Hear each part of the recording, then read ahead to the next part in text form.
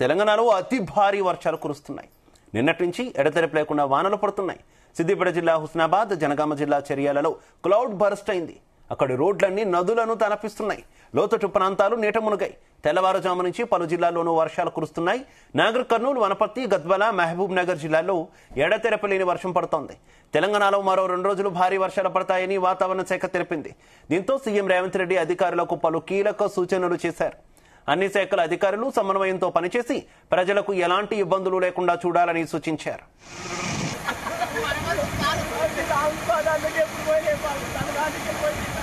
తిమ్మాపూర్లో చెరుకట్ట damage అయ్యి ప్రవహిస్తున్న వాగు ఊరు చివరి దాకా వచ్చినాయి.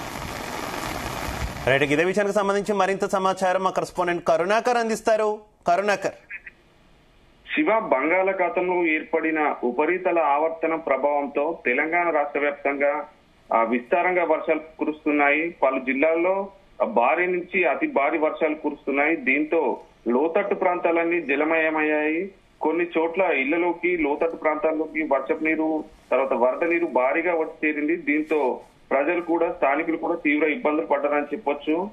ముఖ్యంగా నిన్నటి రాత్రి కురిసిన వర్షానికి సిద్దిపేట జిల్లా వ్యాప్తంగా, తర్వాత హుస్నాబాద్, తర్వాత మెదక్ జిల్లాలో అతి భారీ వర్షాలు కురిశాయి. దీంతో లోతట్టు ప్రాంతాలన్నీ జలమయమైపోయాయి. చెరువులు, కుంటలు, తర్వాత పలు కాలువ నీళ్ళకు అయితే భారీగా వర్షపు నీరు తీరుకుంది. దీంతో ప్రజలు, స్థానికులు అయితే తీవ్ర ఇబ్బందులు పడ్డాయి. వాగులు, వంకలన్నీ పొంగి పొర్లాయి. కొన్ని చోట్ల విద్యుత్ సరఫరా కూడా అంతరాయం ఏర్పడింది. కొన్ని చోట్ల రాకపోకలకు కూడా రోడ్ల నుంచి వెళ్లడానికి ప్రయాణికులు కూడా తీవ్ర ఇబ్బందులు పడ్డారని చెప్పొచ్చు. కొన్ని చోట్ల అయితే వర్షం నీరు ఇళ్లలోకి తీరడం తోటి ప్రజలైతే పడుకోవడానికి లేదా వాళ్ళు వంటలు చేసుకోవడానికి కూడా చాలా ఇబ్బందులు అయితే ఎదుర్కొనే పరిస్థితి ఏర్పడింది. ముఖ్యంగా సిద్దిపేట, తర్వాత గజ్వెల్, దుబ్బాక, తర్వాత హుస్నాబాద్ ఈ ప్రాంతాల్లోనైతే భారీ వర్షం కురిసింది. రోడ్లన్నీ జలమయమైపోయాయి. లోతట్టు ప్రాంతాలకి నీరు భారీగా చేరింది.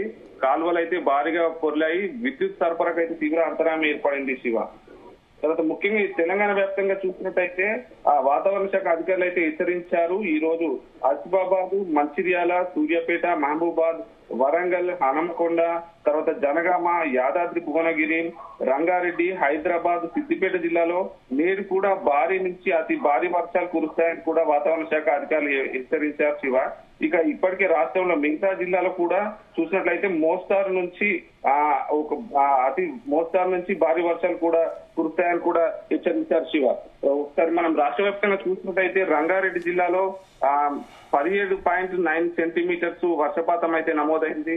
మెదక్ జిల్లా కేంద్రంలో 17.8, యాదాద్రి భువనగిరి జిల్లా ఆలేరు మండలంలో కొలంపాకలో 17.3, మోటకొండూరులో 16.5, సిద్దిపేట జిల్లాలో దూల్మిట్ట మండల కేంద్రంలో 12.3, హన్మకొండ జిల్లాలో 10.3. ఇలా చూసినట్టయితే మనకు ఈ రోజు వివిధ జిల్లాల్లో చూసినట్టయితే భారీ నుంచి అతి భారీ వర్షాలు అయితే కురిశాయి.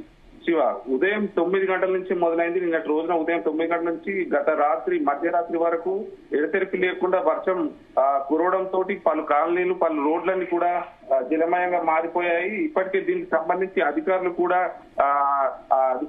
జిల్లా కలెక్టర్లు కూడా ఆయా అధికారులను అప్రమత్తం చేశారు. పలు కాలనీల్లో పర్యటించాలని చెప్పారు. ఎవరికి ఏ అవసరతలు ఉన్నాయో వారికి అవసరతలు కూడా తీర్చాలని చెప్పేసి కూడా తెలపడం జరిగింది. శివ, అయితే ఇటు ముఖ్యమంత్రి కూడా కొంత పర్యవేక్షణ చేస్తున్నట్టు తెలుస్తుంది. అధికారులకు ఎలాంటి ఆదేశాలు అయితే ఇచ్చిన పరిస్థితి ఉంది?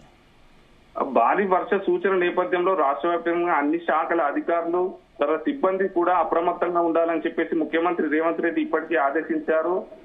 కొన్ని చోట్ల పురాతన ఇళ్లు, పాత ఇళ్లు కూడా ఉన్న వారిని కూడా ఖాళీ చేయించాలని చెప్పేసి, వారిని సురక్షిత ప్రాంతాలకు తరలించాలని చెప్పేసి కలెక్టర్లకు అయితే ఇప్పటికే ఆదేశాలు ఇచ్చారు. కలెక్టర్లు కూడా సంబంధిత మండలాధికారులకు, తర్వాత డివిజన్ అధికారులకు కూడా, తర్వాత ముఖ్యంగా పోలీస్ అధికారులకు కూడా హెచ్చరికలు జారీ చేశారు. ఎవరికి ప్రజలకు ఎలాంటి ఆటంకం కలగకుండా, ఎలాంటి ఇబ్బంది కలగకుండా వారికి అయితే అందుబాటులో ఉండాలని చెప్పేసి, వారికి అవసరమైన రక్షణ చర్యలు చేపట్టాలని చెప్పేసి కూడా చెప్పడం జరిగింది. తర్వాత ఇంకా కొన్ని చోట్ల వాగులపై ఉన్న కాజువేలపై, తర్వాత కల్వర్టులపై నుంచి వరదలు పొంగే ప్రమాదం ఉన్నందున ప్రజలు వాటిని దాటే క్రమంలో కూడా అప్రమత్తంగా ఉండాలని చెప్పేసి, వాటి వద్ద పోలీసులు కూడా పహారా కాయాలని చెప్పేసి కూడా అధికారులు అయితే హెచ్చరించడం జరిగింది.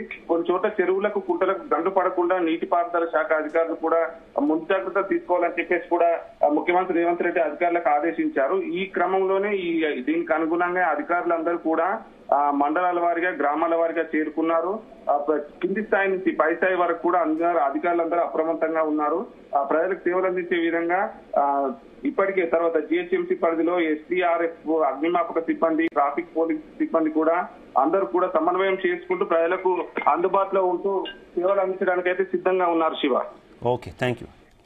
చెరుకట్ట డ్యామేజ్ అయ్యి ప్రవహిస్తున్న వాగు ఊరు చివరి దాకా వచ్చినాయి.